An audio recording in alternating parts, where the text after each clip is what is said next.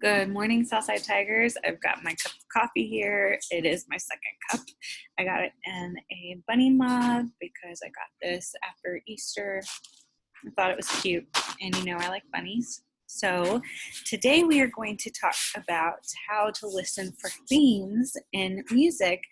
And since yesterday we did a spring haiku, if you didn't do that, that's fine. Welcome. It's Wednesday when I'm recording this, so happy Wednesday, happy Monday, happy any day that you're watching this, if you're watching this. So I decided to go ahead and do a song based off of spring. And if you're in 5th grade, you might have been in a group that did something from the same composer. If you did the song Winter for your line writer, we're actually going to do the spring version of that song. So you can hear a lot of different themes, but we're going to listen to how themes can be heard through instruments rather than using words to describe what's happening in a song. We are using instruments to create that timbre, that sound of what is happening or what the music's trying to represent. So we are going to be listening to Vivaldi's Spring, and I'm very excited to get this going. So I have a little PowerPoint, and so this is Antonio Vivaldi, the 4 seasons, and since there are 4 seasons, there are 4 songs that are part of this big piece. And one of the movements is called spring. So we have our 4 seasons: fall, winter, spring, and summer. So we are working on spring because it is springtime, and why not? So who is Antonio Vivaldi? He is a Baroque composer. So he was born, let's see here, he was born in 1678. That was a long time ago, guys, but his work is very famous even now. So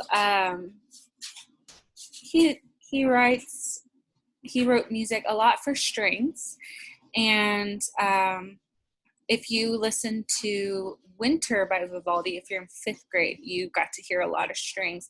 It's a very, what's the word? He's very expressive in his music. In winter, you hear a blizzard, you hear like trickles of snow, but it's not actually snow, it's the string instruments trying to act like snow. So we have Vivaldi's spring movement of the 4 seasons.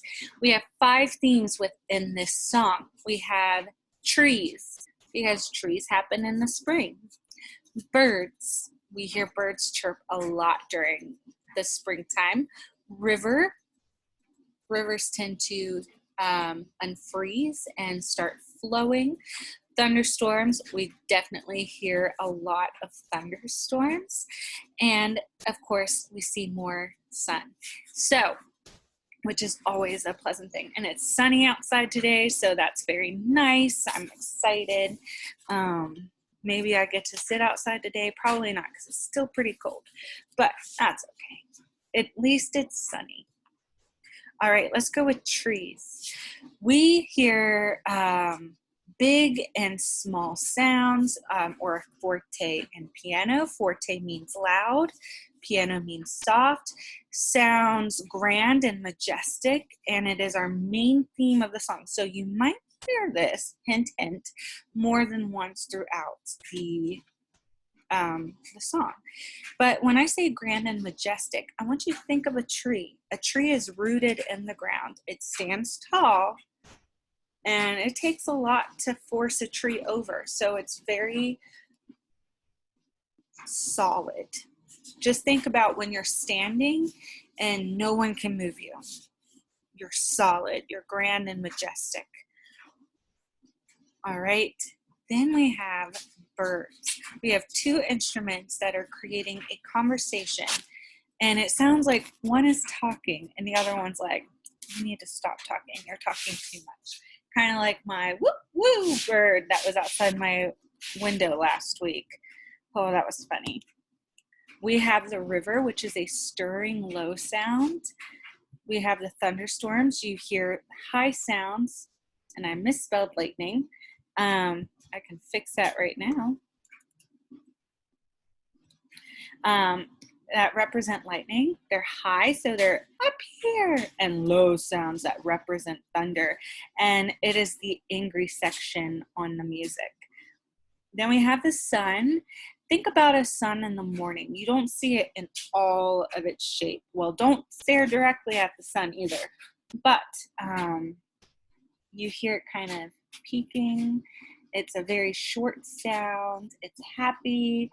And it's gracing us with this warmth and happiness.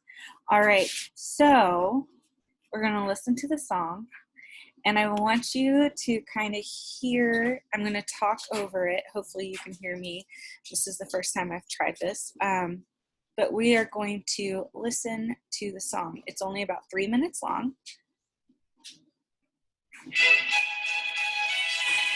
So this is the tree.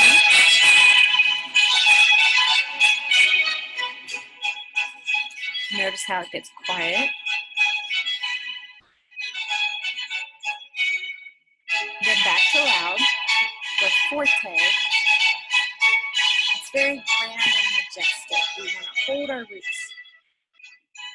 And then it repeats. Notice how it repeats each line twice. Here's the birds.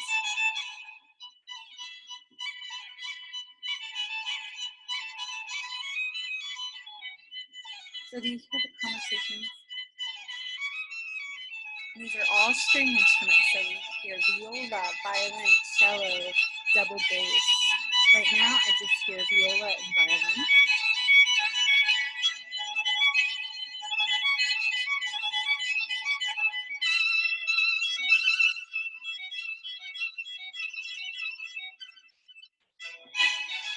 And then we're back to the trees. We would talk about form. It would be ABA, but now, ooh.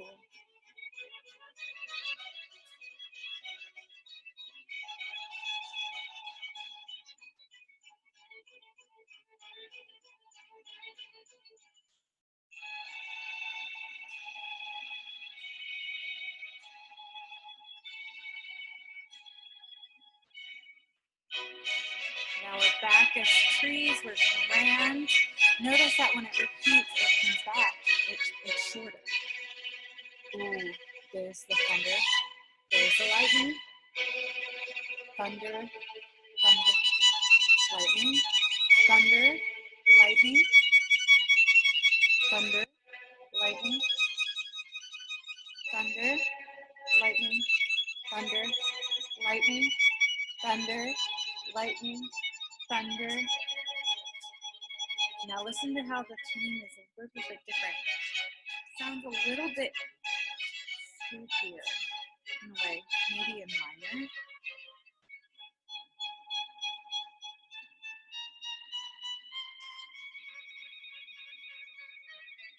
See how the sun is peeking up?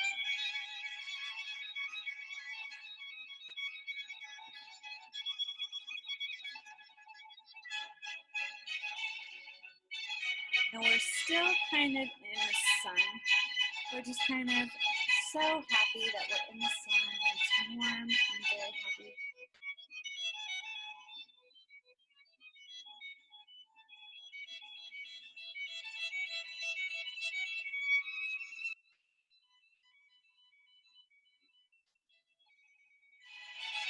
And then we're back.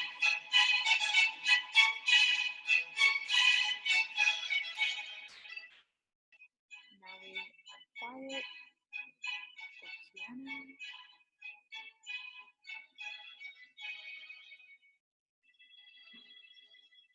I love this song. I think it's a great example of how instruments are used to create sounds of other items that don't have a voice, like a tree.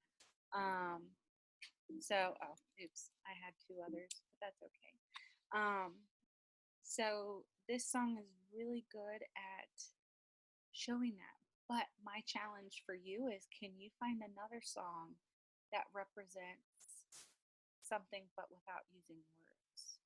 And then share it with me, because I bet you can. And I want you to tell me how the instruments are used to help with that. Anyway, I hope you enjoyed this quick little lesson.